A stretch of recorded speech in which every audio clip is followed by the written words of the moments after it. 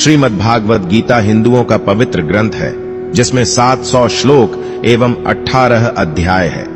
महाभारत के युद्ध के दौरान युद्ध के मैदान में अपने सगे संबंधियों को देख जब अर्जुन अपने कर्तव्य से विचलित हो गए थे, उस समय भगवान श्री कृष्ण ने अर्जुन को जो उपदेश दिए थे वही श्रीमद्भागवत गीता है। भागवत गीता में जीवन के हर एक प्रश्नों का उत्तर समाहित है। जो मनुष्य गीता को सुन लेता है वह जीवन के सभी दुख, वासना, ईर्ष्या, क्रोध, लोभ, मोह, लालच जैसे बंधनों से मुक्त हो जाता है। भागवत गीता मनुष्य के जीवन को बहुत ही सरल बना देता है, क्योंकि भागवत गीता में जीवन का असली मकसद बताया गया है। इससे पहले कि आप गीता के इन अनमोल उपदेशों में खो जाए, उससे पहले वीडियो को लाइक करके चैनल को सब्सक्राइब जरूर कर लें। भगवान श्री कृष्ण गीता में कहते हैं कि यहाँ सब कुछ बदलता रहता है।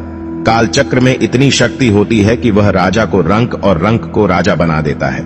इस जीवन में एक पल में क्या हो जाना है और दूसरे पल में क्या हो जाना है, इसका आकलन कोई नहीं कर सकता। इस जीवन में कोई भी चीज स्थायी नहीं है।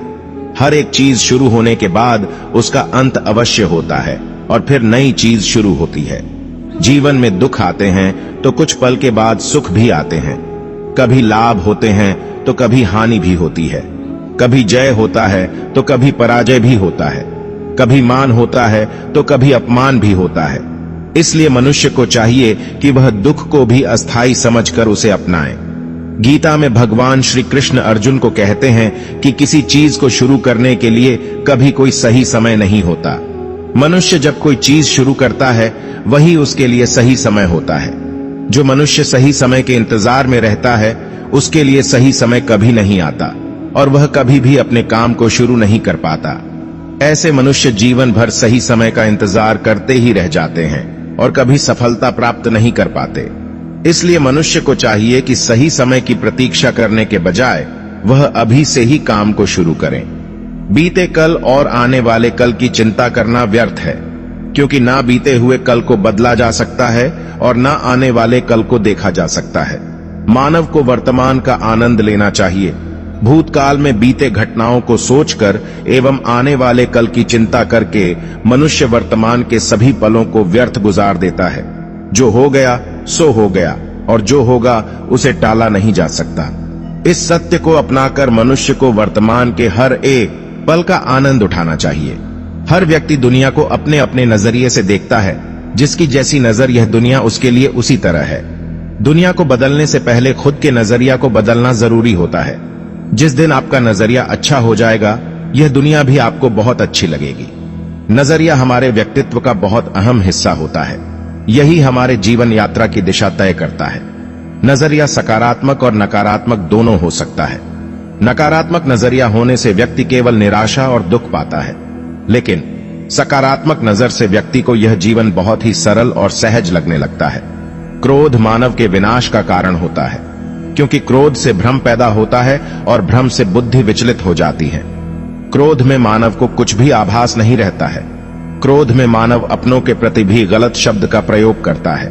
गलत शब्द व्यक्ति को दिल से चोट पहुंचाता है, जो घाव कभी मिट नहीं पाता।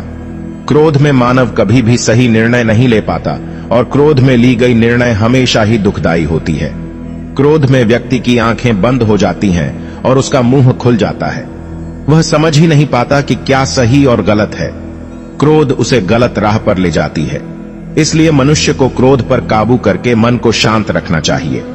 श्री कृष्ण कहते हैं कि कर्म करो, फल की इच्छा मत रखो, क्योंकि कर्म करना मनुष्य के अधीन है, लेकिन फल प्राप्त करना मनुष्य के अधीन नहीं है। मनुष्य अगर सच्चे दिल से और कर्म को धर्म समझकर कर्म कर रहा है तो उसे एक ना एक दिन कर्म का फल जरूर मिलेगा। जो मनुष्य फल की इच्छा रख के कर्म करता है वह सुख दुख के जाल में फंस जाता है, क्योंकि जब मनुष्य अपने कर्म से फल प्राप्त नहीं कर पाता तो दुख उसे घेर लेती है। फल की पहली चिंता करने से मनुष्य अपने कर्म को सही से नहीं कर पाता, लेकिन जो मनुष्य बिना फल की चिंता किए कर्म को करता है उसे फल अवश्य मिलता है और वही व्यक्ति ज्ञानी होता है। कृष्ण कहते हैं कि मन जिसके बारे में हम सुनते हैं लेकिन कभी देख नहीं पाते, क्योंकि मन हमारे शरीर का एक शक्तिशाली अदृश्य हिस्सा है। मन ही तो है जो मनुष्य में तरह तरह के भाव को उत्पन्न कराता है और मनुष्य उसी के अनुसार व्यवहार करता है। मन मनुष्य को अपने जाल में इस कदर फंसा के रखता है कि मनुष्य लाख कोशिश कर ले, लेकिन वह अपने मन पर काबू नहीं पा पाता। मन काफी शक्तिशाली होता है, वह मनुष्य को अपने अधीन रखता है और हमारा मन हमें चाहता रहता है। मन मनुष्य को घमंड की मदिरा पिलाकर मदहोश करने की शक्ति रखता है। मन मनुष्य को जीवन के अंत तक अपने जाल से निकलने नहीं देता, जिस कारण मनुष्य सदा जीवन के मोह माया में व्यस्त रहता है।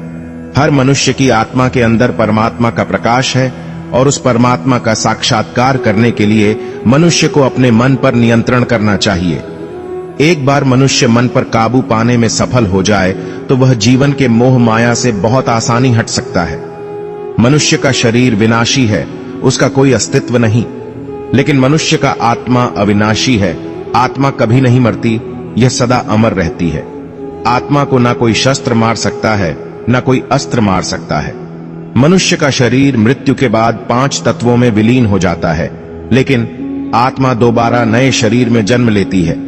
इस प्रकार जो व्यक्ति जीवन के इस सत्य को समझ जाता है कि आत्मा कभी नहीं मरती, वह व्यक्ति कभी किसी के मरने का शोक नहीं मनाता, क्योंकि उसे पता है कि केवल शरीर मरा है, आत्मा तो जिंदा है। शरीर का नाश होने के बाद आत्मा दोबारा किसी अन्य शरीर का रूप लेगी। व्यक्ति जो कर्म कर रहा है वह पाप है या पुण्य, यह कार्य को करते हुए देखकर नहीं कहा जा सकता। व्यक्ति किसी भी कर्म को जिस भावना से करता है, वही उस व्यक्ति के कर्म को पाप और पुण्य के रूप में परिभाषित करता है। उदाहरण के लिए कोई व्यक्ति धन के लालच में किसी की हत्या कर देता है, वहीं दूसरा व्यक्ति किसी की जान बचाने के लिए किसी दुष्ट व्यक्ति की हत्या कर देता है। यहाँ दोनों व्यक्ति के द्वारा किसी की हत्या की गई है, दोनों का ही कर्म समान है, लेकिन दोनों का कर्म पाप का भागीदारी नहीं है। लूट के उद्देश्य से हत्या करने वाले व्यक्ति का कर्म पाप का भागीदारी होगा, लेकिन किसी के जान बचाने के उद्देश्य से दुष्ट व्यक्ति की गई हत्या पाप की श्रेणी में नहीं आएगा। जिस चीज को पाने के लिए मनुष्य जीवन भर संघर्ष करता है, जिसे पाने के लिए अपनों से बगावत करता रहता है, जिसे पाने के लिए सब कुछ कर जाता है, उनमें से कोई भी चीज मृत्यु के दौरान उसके साथ नहीं जाती। इसलिए हर मनुष्य को जीवन के इस सत्य को अपनाकर संतुष्ट रहना चाहिए। खुद पर विश्वास मनुष्य को ताकतवर बनाती है। आपकी सफलता आपके खुद के विश्वास पर निर्भर करती है। व्यक्ति अगर खुद पर विश्वास कर ले तो वह हर एक कठिन कार्य को कर सकता है। खुद पर विश्वास मनोबल को ऊंचा करती है और व्यक्ति लक्ष्य को प्राप्त करने के लिए निश्चय कर पाता है। खुद पर विश्वास करके अगर मनुष्य कर्म में लग जाए तो उस कर्म को करने में उसे आनंद आता है और निश्चित ही उसे सफलता मिलती है। आज संसार के मानव विभिन्न धर्मों में बंट चुका है और वे धर्म, संप्रदाय और भगवान के नाम पर एक दूसरे के विरोधी हैं, लेकिन उन्हें नहीं पता कि संसार में ईश्वर के कई रूप हैं और इसमें कोई भी छोटा नहीं है। परमात्मा का हर एक रूप समान है। जिस तरीके से हर एक नदी अंत में सागर में जाकर मिलती है, उसी तरह हर एक धर्म, मत की धाराएं परमात्मा रूपी सागर में जमा होती हैं। इस संसार के निर्माता एक ही परमपिता है। इसलिए हर एक इंसान को धर्म जात से परे एक ईश्वर की आराधना करते हुए मिलजुल कर रहना चाहिए। जो व्यक्ति कर्म और ज्ञान को अलग अलग समझता है वह अज्ञानी है। ज्ञानी व्यक्ति के लिए कर्म और ज्ञान दोनों ही एक ही है, क्योंकि बिना कर्म के ज्ञान का कोई अर्थ नहीं। गीता कहती है कि ज्ञान को पढ़ने से प्राप्त नहीं किया जा सकता, इसके लिए अनुभव करना चाहिए और अनुभव करने के लिए कर्म करना जरूरी होता है। इस तरह कर्म करने से ज्ञान का अनुभव होता है। संसार में सबसे ऊंचा धर्म कर्तव्य का पालन करना है। जो व्यक्ति अपने कर्तव्यों का भली भांति पालन करता है उसे सुख और मन की शांति का अनुभव होता है। अपना कर्म भले ही कितना ही कष्टदायक क्यों ना हो, लेकिन अपने कर्म को कर्तव्य समझकर करना दूसरे की नकल करने से श्रेष्ठ होता है। कर्तव्य मनुष्य को बेहतर बनाता है। हर एक कर्म में दोष होता है, इसलिए दोष देकर अपने कर्तव्य से पीछे नहीं हटना चाहिए। जिस प्रकार अग्नि के साथ धुआं भी होता है, उसी तरह हर एक कर्तव्य में छोटा मोटा दोष हो सकता है, लेकिन इस पर ज्यादा विश्लेषण करने से संशय और अकर्मण्यता पैदा होता है। जीवन में हर एक चीजों का संतुलन होना जरूरी है। जीवन में अच्छे बुरे दिन आते रहते हैं, किसी भी हालात में अति नहीं करना चाहिए। जैसे दुख आने पर बहुत ज्यादा निराशा में डूबना नहीं चाहिए, और ना ही सुख आने पर बहुत ज्यादा खुश होना चाहिए, क्योंकि कोई भी चीज अस्थायी होती है। इससे असंतुलन पैदा होता है जो जीवन की गति और दिशा को बाधित करता है, और इससे अनावश्यक दुख और कष्ट उत्पन्न होते हैं। मन, विचार और कर्म में संतुलन बनाकर ही ज्ञान की प्राप्ति की जा सकती है। कर्मों को एक रूप से देखता है, उस व्यक्ति का नजरिया सही है। अज्ञानी पुरुष के पास ज्ञान नहीं होता, इसी वजह से वह हर किसी भी चीज को गलत नजर से ही देखते हैं। ताकि सार में ऐसे मनुष्य के बारे में भी बताया गया है जो मनुष्य अपने को मन को काबू में नहीं रख पाते। ऐसे लोग का मन इधर से उधर भटकता रहता है। ऐसे मनुष्य का मन उनके लिए शत्रु के समान काम करता है, क्योंकि मन व्यक्ति के मस्तिष्क पर बहुत गहरा प्रभाव डालता है। जब मनुष्य का मन स्थिर रहता है तो वह व्यक्ति भी सही तरीके से अपना काम करता है। गीता के सार में यह भी बताया गया है कि मनुष्य को सबसे पहले अपनी खुद का आकलन, मतलब खुद के बारे में जान लेना चाहिए। खुद की काबिलियत और क्षमता को जानना ही मनुष्य को आत्मज्ञान की प्राप्ति करा सकता है।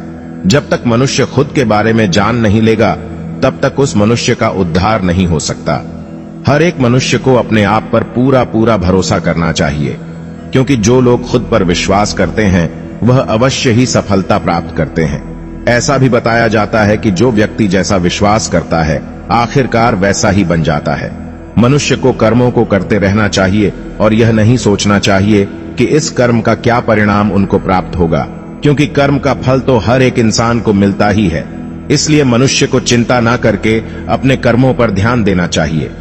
ऐसा करने पर वह अपने किसी भी काम को सच्चे मन से करते हुए नजर आएंगे। मनुष्य के जीवन में सुख दुख दोनों ही स्थिति का अनुभव होता रहता है। सुख की स्थिति में मनुष्य ज्यादा ही प्रसन्न हो जाता है, तो वही दुख की स्थिति में मनुष्य निराशा महसूस करता है। इसलिए सुख और दुख दोनों ही स्थिति में मनुष्य को अपने मन पर काबू रखकर उसे स्थिर रखना ही योग्य कहलाता है। जब कोई भी मनुष्य सांसारिक इच्छाओं को त्याग करके फल की चिंता न करके अपने कर्मों को करता है, तो उसी स्थिति को मनुष्य योग में स्थित कहलाता है। जो मनुष्य अपने मन को काबू में कर लेता है, वह मनुष्य का मन ही उसका सच्चा मित्र बन जाता है। लेकिन जो मनुष्य अपने मन को काबू में नहीं कर पाता, उसके लिए उसका मन ही उसका दुश्मन साबित होता है। वहीं जो मनुष्य अपने मन पर विजय प्राप्त कर ले, तो उसको परमात्मा की प्राप्ति हो जाती है। इसका मतलब जिस भी मनुष्य को ज्ञान की प्राप्ति हो जाती है, उसके लिए सुख दुख, सर्दी गर्मी और मान अपमान सब एक समान हो जाता है।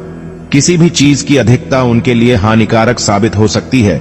यह किसी भी प्रकार की अधिकता हो सकती है, कड़वाहट हो या फिर मधुरता, खुशी हो या गम।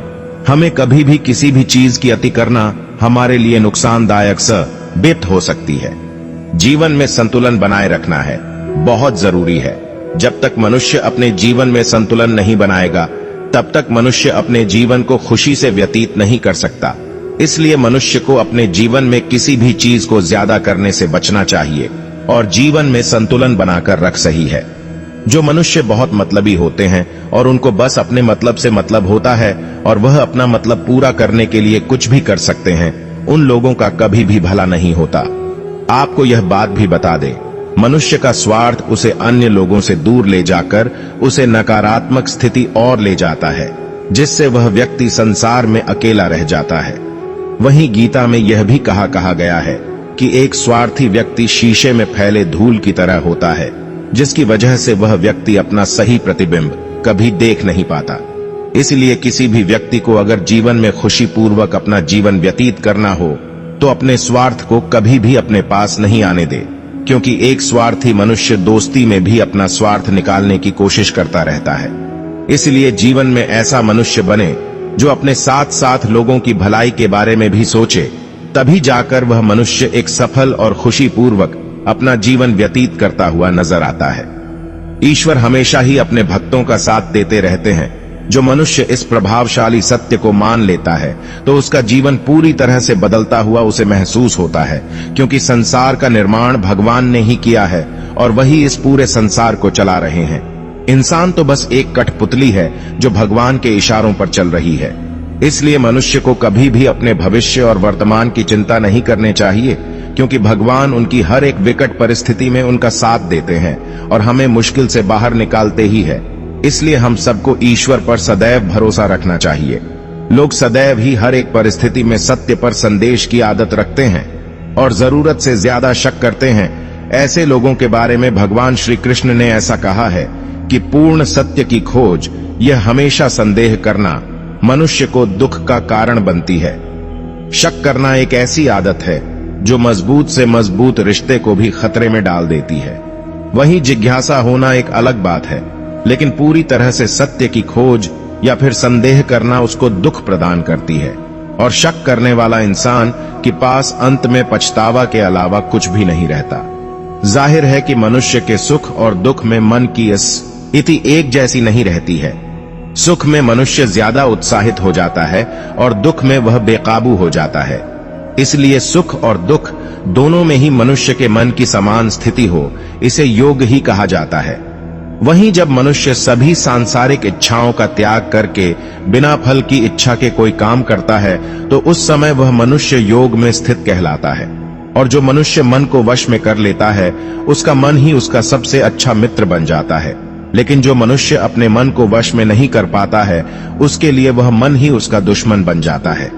वहीं जो मनुष्य अपने अशांत मन को वश में कर लेते हैं उनको परमात्मा की प्राप्ति होती है।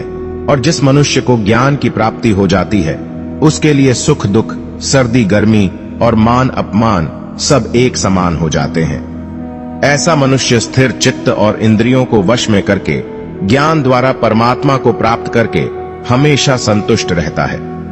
गीता सार के इस उपदेश को अगर कोई भी व्यक्ति अपने जीवन में पालन करे तो निश्चय ही वह एक सफल व्यक्ति बन सकता है। जो लोग पूरे विश्वास के साथ अपने लक्ष्य को पाने का प्रयास करते हैं वह निश्चय ही अपने लक्ष्य को पा लेते हैं। लेकिन मनुष्य को अपने लक्ष्य को हासिल करने के लिए लगातार चिंतन करते रहना चाहिए। मनुष्य को तनाव से दूर रहना चाहिए, क्योंकि तनाव इंसान को सफल होने से रोकता है। अपने काम को पहले प्राथमिकता दें और पहले अपने काम को पूरा करने की कोशिश करें, तभी दूसरे का काम करें। क्योंकि जो लोग पहले अपने काम को नहीं करते और दूसरे का काम करते रहते हैं वे लोग अक्सर परेशान रहते हैं। श्रीमद् भगवत गीता में भगवान श्री कृष्ण कहते हैं कि सब एक ही भगवान की विभूतियां हैं। जो लोग भगवान के अलग अलग रूपों की पूजा करते हैं और उनकी अलग अलग शक्तियों में भरोसा रखते हैं, ऐसे लोगों के लिए यह जान लेना बेहद जरूरी है कि सभी एक ही भगवान की विभूतियां हैं। मनुष्य के अच्छे गुण और अवगुण भगवान की शक्ति के ही रूप हैं। इसका सार यह है कि लोक में जितने देवता हैं सभी एक ही भगवान की विभूतियां हैं। वहीं कोई पीपल को पूज रहा है तो कोई पहाड़ को, कोई नदी या समुद्र को। असंख्य देवता हैं जिनका कोई अंत नहीं है। लोग अपनी अपनी आस्था के मुताबिक देवी देवताओं के अलग अलग स्वरूपों की पूजा करते हैं, लेकिन सभी एक ही भगवान की विभूतियां हैं। जो लोग सच्चे मन से भगवान की आराधना करते हैं और अपना पूरा ध्यान भगवान की भक्ति में लगाते हैं वे लोग पूर्ण सिद्ध योगी माने जाते हैं। वहीं जो मनुष्य परमात्मा के सर्वव्यापी, अकल्पनीय, निराकार, अविनाशी, अचल स्थित स्वरूप की उपासना करता है और अपनी सभी इंद्रियों को वश में करके सभी परिस्थितियों में समान भाव से रहते हुए सभी प्राणियों के हित में लगा रहता है, उस पर ईश्वर की कृपा जरूर बरसती है। जो लोग दूसरी की भलाई पर ध्यान नहीं देते और सिर्फ अपना मतलब साधने में लगे रहते हैं उन लोगों का कभी भला नहीं होता। आपको बता दें कि इंसान का स्वार्थ उसे अन्य लोगों से दूर ले जाकर नकारात्मक हालातों की तरफ धकेलता है, जिसके चलते व्यक्ति अकेला रह जाता है। वहीं गीता में यह भी कहा गया है कि स्वार्थ शीशे में फैली धूल की तरह है, जिसकी वजह से व्यक्ति अपना प्रतिबिंब ही नहीं देख पाता। वहीं अगर आप चाहते हैं कि आप भी अपना जीवन खुशीपूर्वक व्यतीत करें तो इसके लिए यह जरूरी है कि आप अपने स्वार्थ को कभी अपने पास नहीं आने दें, क्योंकि स्वार्थी मनुष्य दोस्ती भी सिर्फ अपना स्वार्थ निकालने के लिए करते हैं। आपने अक्सर यह सुना होगा कि जिसका कोई नहीं होता उसका भगवान होता है। गीता सार में भी यह कहा भी गया है कि ईश्वर हमेशा मनुष्यों का साथ देता है। वहीं जब व्यक्ति इस प्रभावशाली सत्य को मान लेता है तो उसका जीवन पूरी तरह बदल जाता है। सृष्टि निर्माता ईश्वर ही है जो संपूर्ण जगत को चला रहा है। वहीं इंसान तो बस ईश्वर की हाथ की एक कठपुतली है। इसलिए इंसान को कभी अपने भविष्य या फिर अतीत की चिंता नहीं करनी चाहिए, क्योंकि हर विकट परिस्थिति में ईश्वर इंसान का साथ देता है और उसे मुश्किल से बाहर निकालता है। इसलिए हम सभी को ईश्वर पर भरोसा रखना चाहिए। जिन लोगों में शक या संदेह की आदत होती है या फिर जो लोग जरूरत से ज्यादा शक करते हैं। ऐसे लोगों के लिए श्री कृष्ण ने गीता में कहा है कि पूर्ण सत्य की खोज या फिर संदेह की आदत इंसान के दुख का कारण बनती है, क्योंकि शक करना एक ऐसी आदत है जो कि मजबूत से मजबूत रिश्ते को भी खोखला कर देती है। वहीं जिज्ञासा होना भी लाजमी है, लेकिन पूरी तरह सत्य की खोज या फिर संदेह ही इंसान के दुख का कारण बनती है, और शक करने वाले इंसान बाद में इसका पश्चाताप करते हैं। श्री कृष्ण कहते हैं कि जो चीजें हमारे दायरे से बाहर हो उसमें समय गंवाना मूर्खता ही होगी। न तो यह शरीर तुम्हारा है और न ही तुम इस शरीर के मालिक हो। यह शरीर पंच तत्वों से बना है, आग, जल, वायु, पृथ्वी और आकाश। एक दिन यह शरीर इन्हीं पंच तत्वों में विलीन हो जाएगा। जी में हम कितने सही हैं और कितने गलत हैं, यह केवल दो लोग जानते हैं, एक परमात्मा और दूसरी हमारी अंतरात्मा। परिवर्तन ही संसार का नियम है। एक पल में हम करोड़ों के मालिक हो जाते हैं और दूसरे पल ही हमें लगता है कि हमारे पास कुछ भी नहीं है। क्रोध से भ्रम पैदा होता है, भ्रम से बुद्धि व्यग्र होती है, जब बुद्धि व्यग्र होती है तब तर्क नष्ट हो जाता है, जब तर्क नष्ट होता है तब व्यक्ति का पतन हो जाता है। जैसे अंधेरे में प्रकाश की ज्योति जगमगाती है, ठीक उसी प्रकार से सत्य की चमक भी कभी फीकी नहीं होती। इसलिए व्यक्ति को सदैव सत्य के मार्ग पर चलना चाहिए। मनुष्य जिस रूप में ईश्वर को याद करता है, ईश्वर भी उसे उसी रूप में दर्शन देते हैं। अपने आप को भगवान के प्रति समर्पित कर दो, यही सबसे बड़ा सहारा है। जो कोई भी इस सहारे को पहचान गया है वह डर, चिंता और दुखों से आजाद रहता है। इंद्रियों की दुनिया में कल्पना सुखों की प्रथम शुरुआत है और अंत भी जो दुख को जन्म देता है। मन की गतिविधियों, होश, श्वास और भावनाओं के माध्यम से भगवान की शक्ति सदा तुम्हारे साथ है और लगातार तुम्हें बस एक साधन की तरह प्रयोग करके सभी कार्य कर रही है। बुरे कर्म करने वाले, सबसे नीच व्यक्ति जो राक्षसी प्रवृत्तियों वाले होते हैं और जिनकी बुद्धि माया ने हर ली है, वो मेरी पूजा या मुझे पाने का प्रयास नहीं करते। बुद्धिमान को अपनी चेतना को एकजुट करना चाहिए और फल के लिए इच्छा नहीं करनी चाहिए। सज्जन व्यक्तियों को सदैव अच्छा व्यवहार करना चाहिए, क्योंकि इन्हीं के पद चिन्हों पर सामान्य व्यक्ति अपने रास्ते चुनता है।